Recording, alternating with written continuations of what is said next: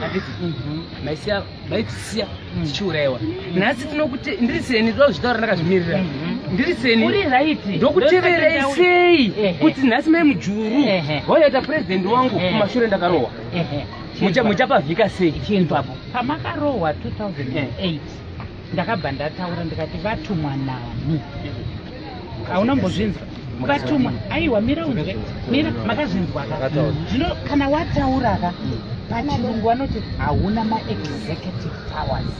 asi wavhurawo muromo wako ndo waunawo uri executive kuti vanhu vazive kuti hausi kupindirana nezviri kuitwa kupi zviri kuitwa uko chandinoti inini ndakatadza zvakaita zvishoma handitika ndo chimwe chitadzo changu chakaita kuti ndidzingwe kunzi uyu haasi kuteera zvatiri kuda uyu ndiye anombopota achitaura achibva mauya kakujeniyo ndobva ndashanda nao ukataura nevanhu vemdc vanokutaura kuti this woman was being shouted at kunzi iwewe ya too liberal seusingati pasina chamira handiti ndikati aiwa inini ndakarwa hondo kai ndakarwa hondo ndivo vanhu vandakasunungura handiti ndivo vanhu vandakasunungura ndivo vanhu vataiti isu tiri mauto taiti tiri hove ivo tichibva tavaudza kuti murichi imimi muri mvura ko nhasi sei takurova vanhu vataiti ndimi mvura inochengeta ndasvika ndikumbonzwa spichi yamai mujuru arikuda kutoziva saka ishu iripo mama aiwa shungu dzamuzoda kupera mukadaro manje muto ava ndipurezidendi vedu mangwana handisika saka kama kudaro manje hamutulidza amai ndakutaura ndichiti ini amai vangu handiti musi wa7 June 2000 handitika 2000 vakaurayiwa nezambia handipa kwazvo saka ronda rangu rinopera sei ameno inini newe asati ameno aiwa mira because ndikakupa decision yangu ka iri wrong ndoda kuti nditange ndanzwa iwewe ndikakunzwa decision yako yakati nzvenge ndoti aiwa chuya tigare nekuti ndosake ndatsamuka kubva kune vavo kuti ndiuye ndikunzwe chichemo chako bendekete rangu ndiro rauri nhasi uri kuchemera papi pabendekete rangu vangani vaukaona vakauya chimira pamuti panapa uchichema zvauri kuchema izvo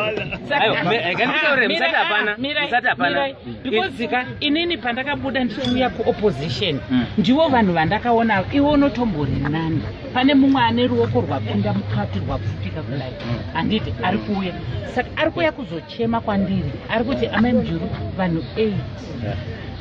vakaurayiwa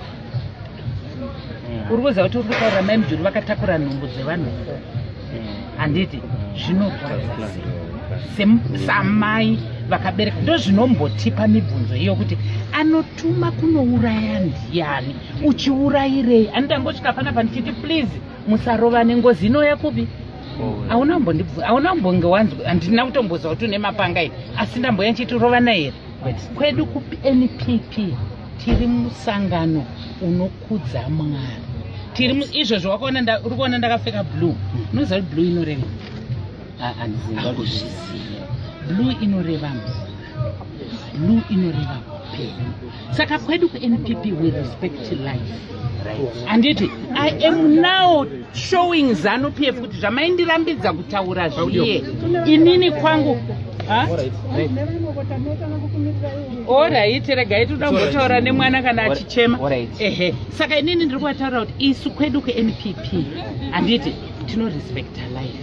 Zvenyu zvekuti amu respect life iye zvinotani vana vangani vari kupenga nokuti makavatuma kunouraya. Tane dzimba misha mingani iye zvino yane ngozi nokuti makavatuma kunodini kunouraya. When I am the president basa rangu ndere kupodza. Tozvipodza sei handipodze ndiri ndega ndinodzoka futi tozvigadzirisa sei saka ndokubata ava here vakauraya mamava ndoticheka mutsipa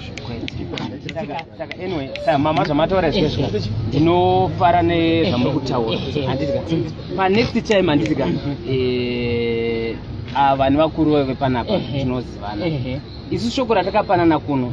tikuti ZANU-PF ikarova munhu weNPP nemunhu weMDC handitika kukarova munhu 1 tikunova 20 tirikutaura saka nawe iripo mamaka ndekuti tichienda munoti kuZANU-PF ikoko chimbonyarara tione kuti tiri kuenda wai mugabasa rinobva pachigaro pane nyaya